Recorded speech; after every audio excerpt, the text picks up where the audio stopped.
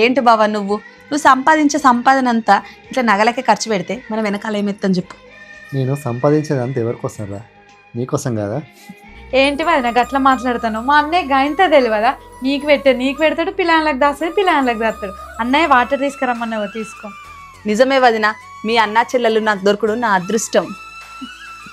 ఏంద్రో నీకు గింత పని చేస్తావా? ఏదైనా ఉంటే మీ అక్క బావకి చెప్పుకోవాలి గాని. వదినా ఉన్నావా? అయ్యో ఏమైంది వదిన? ఏమైందంటున్నావు వదినా? నేను పోయేసరికి రోహిణి చేతిలో గోళీలు పట్టుకున్నది. నేను బతక అంటే ఏంటిదో నువ్వే అడుగు. ఏంటి గోళీలు వేసుకున్నావా? అసలు ఏమైంది రోహిణి? ఇట్రా కూర్చో, నువ్వు కూర్చో ఫస్ట్. ఏంటి రోహిణి గోళీలు వేసుకున్నావా? అసలు ఏమనుకుంటానో చెప్పు నువ్వు.